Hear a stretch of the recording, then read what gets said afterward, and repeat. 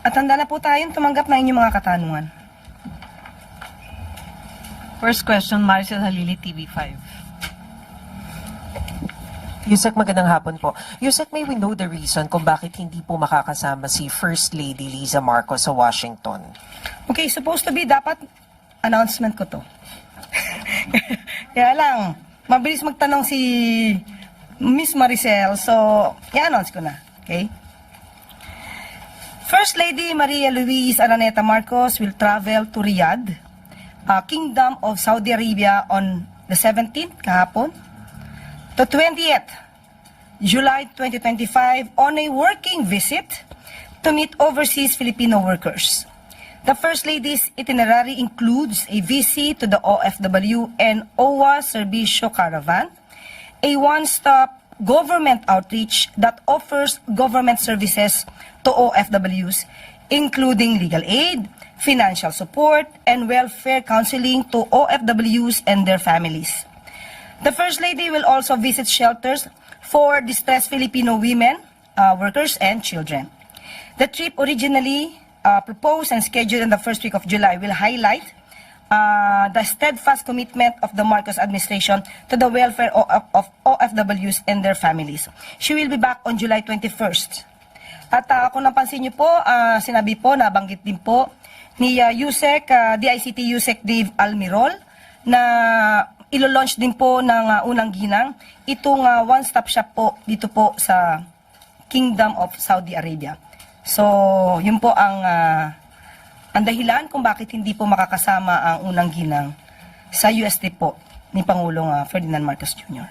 And Yusek, may we know kung may decision na po who will be the caretaker or caretakers while the President is in Washington? Most probably sa pag-alis na lang po ng Pangulo ito maibabanggit. Pero meron na pong nabanggit. Pero hayaan po muna natin ang Pangulo ang magsabi. Salamat, Yusek. Christian Yusorias, Radyo 630. Good afternoon po, Yusek. In-announce po kanina ng DFA na ibinaba na sa Alert Level 2 yung sitwasyon ng mga Pilipino sa Iran. Meron po bang panibagong instruction or paalala po ang Pangulo sa mga kababayan natin doon? Opo, ito po ay base po sa assessment ng DFA, assessment based on the security assessment po ng DFA. Kaya po naibaba ang level sa Alert Level 2 at ngayon po ay ang sabi din po ng DMW ay allowed na rin po ang deployment ng mga returning workers. Pero yung mga may ban pa rin po doon sa employment ng mga bago pa lang po nakaka-hire. Katulad po rin ng dati. So still, ang direktiba po ng Pangulo ay kung ano po ang kakailanganin ng ating mga kababayan at hindi po mag-aatubili ang ating administrasyon na tumulong at bigyan sila ng pansin sa anumang pangangailangan ng ating mga kababayan. Tristan Nadalo, Newswatch Plus. Good afternoon, Yusek. Baka po gusto lang mag-comment ng palasyo sa naging pahayag ni Senator Bato de la Rosa kahapon nung napag-usapan nga po yung possible ICC arrest niya dahil po kay sa nasabi ni E.S. Bersamin. Ang sabi niya po, ewan ko, mahilig sila sa gano'n na kapag may mainit na issue na pinupukol sa Malacanang, pinag-uusapan na naman ang tungkol nangyari kay FL. Ngayon, gagawa sila ng issue about ICC and a senator to divert the issue. Mahilig ang mga tao dyan sa Malacanang gumawa ng panibagong issue kahit old issue to divert people's attention. Okay, yun nga. Sinulat ko po para matandaan ko. Unang-una po, yung possible ICC arrest, hindi po to old issue. Every now and then, may nadidinig po tayo na maaaring mailabas ang warrant of arrest. At hindi rin po issue ang ICC, yung case na pending before the ICC. Pangalawa, ang sinabi po ay mahilig, Mahilig po ang mga tao dyan sa Malacanang gumawa ng panibagong issue kahit old issue, i-recycle to divert people's attention. Sa aking pagkakatanda, wala naman po tayong na-erase na mga old issues, maliban lang kung ito ay related sa itinatanong sa atin. Sino po ba yung mahilig mag-raise ng old issues na sa ating pagkakatanda ay nagkaroon pa po ng hearing patungkol sa isang pre-operation ng PIDEA na ang taon pa ay 2012. Parang wala naman po akong natatandaan na meron tayong nire-raise na ganung mga klaseng issue. At sinasabi po ay diversionary tactic. Okay, unang-una po, ang issue po patungkol sa peke na police report or altered na police report ay hindi naman po ang Malacanang ang nag-raise niyan, nag-issue niyan. Na kailangan lamang po nating sumagot para maipakita sa taong bayan na may mga fake news peddlers, mga obstructionists, mga propagandists na gumagawa ng kwento na kinakailangan pa mameke ng papel para lang sirain ang unang ginang, ang Pangulo at ang administrasyon. Sa makatuwid, kung ito po ay sinabi na po ng Beverly Hills Police Department na altered yung ipinakita at na-post ni Mr. Tiglao na police report, siya po ba ay sumasakay din sa issue ng fake police report? Tandaan po natin, ang content na ito sa nasabing fake police report ay una po natin nadinig, kundi po tayo nagkakamali, ay sa Vice Presidente. Kaya po natin nasabi noon na siya pala ang source ng fake news. At ngayon napatunayan po natin na altered yung police report na ito. Kailangan pa kayang sumakay ni Senator Bato de la Rosa. Siya po ay napaso na noon sa fake video na AI generated pala. So bilang senador, sana po ay maging mapanuri din po siya sa mga issues dahil never gagamitin, hindi gagamitin ng Malacanang ang issue na peke na dokumento. Bakit naman gagamitin tong diversionary tactic kung kaya naman pong sagutin ng Malacanang na ang pinapalabas at pinapakalat na police report ay peke? Sa ibang topic lang po, yung China's Ministry of Education, naglabas po sila ng advisory to students abroad or especially those na nag-aaral sa Philippines, warning that the security situation in the Philippines has been unstable recently with a surge in crimes targeting Chinese nationals. So ano po kaya ang reaction natin sa statement na to ng China na may problem sa security situation? Opo. Ang kanilang propaganda or rather advisory sa kanilang mga kababayan ay karapatan naman po nila. Obligasyon din naman po nilang pangalagaan ang kanilang mga kababayan. Pero as far as the government is concerned, alam po natin na ang crime rate sa Pilipinas ay gumaganda at bumababa. Ito po ay dahil sa yan po ang direktiba ng Pangulo at sa pamumuno na rin po ni General Nick Torre. Makikita po natin kung paano ba kabilis na tumugon sa mga pangangailangan ng mga kababayan natin, lalo na po na may concern tungkol sa mga krimen. At malalaman din po natin na nabawasan na po or nawala ang mga EJK na bunsod ng war on drugs. Masasabi din po natin na yung mga krimen na nagawa dahil sa Pogo ay nawala o nabawasan.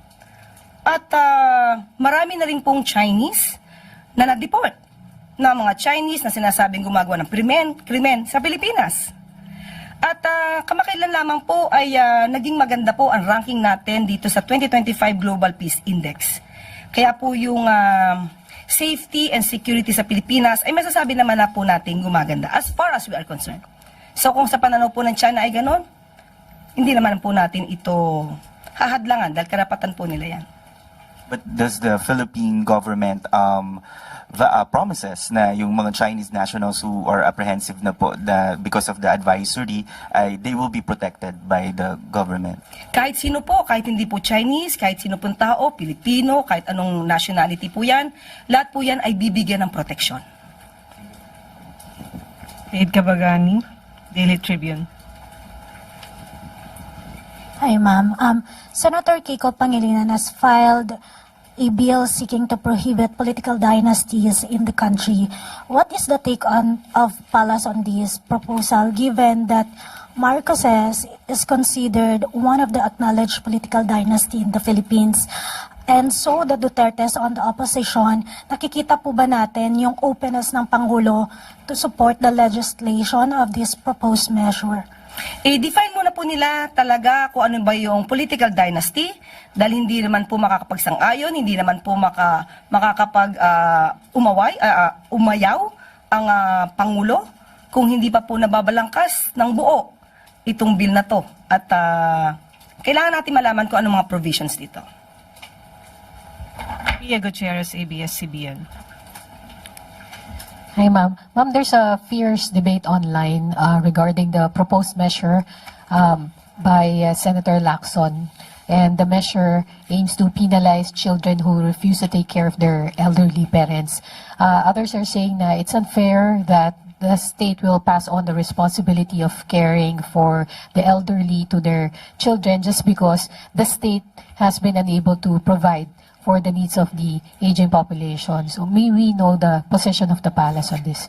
Unang-una, alamin natin yung provision dito. Bakit?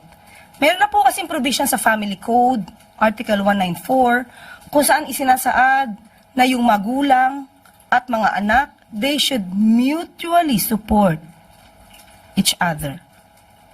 Provided na po yan. Ang kaibahan na lamang po siguro dito ay maaaring gawing itong isang krimen dahil ipipinalize.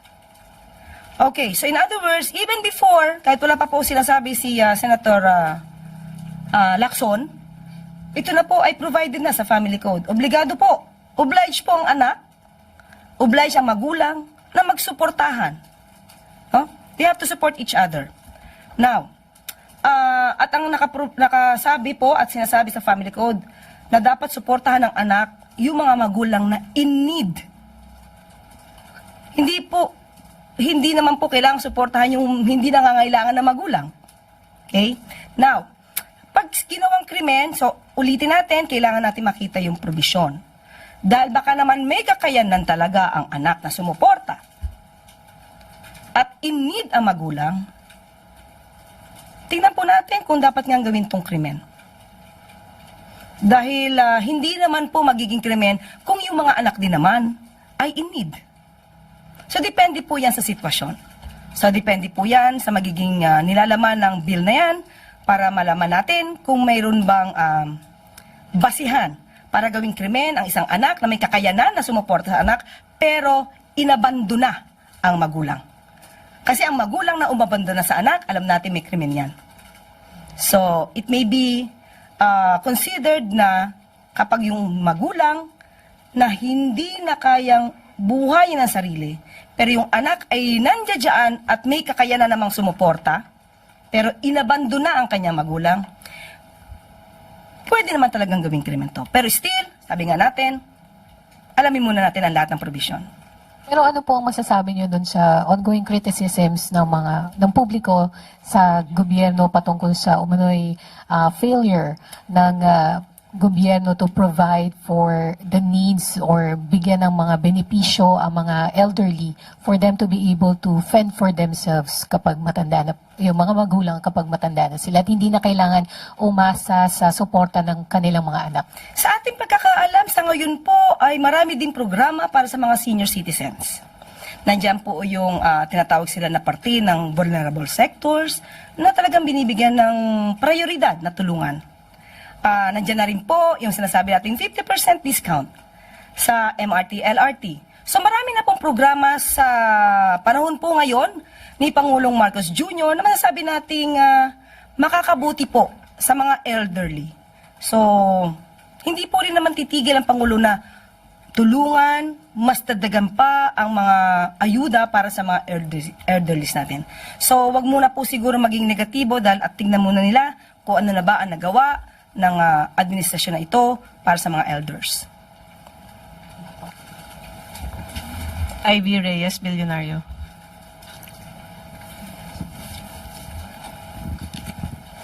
Hi, Yusek. Follow-up lang po on Senator Bato. Sabi niya po kahapon na hindi siya a-attend ng fourth SONA ni President kasi meron daw po siyang personal conflict or issues with some congressmen and officials from Malacanang.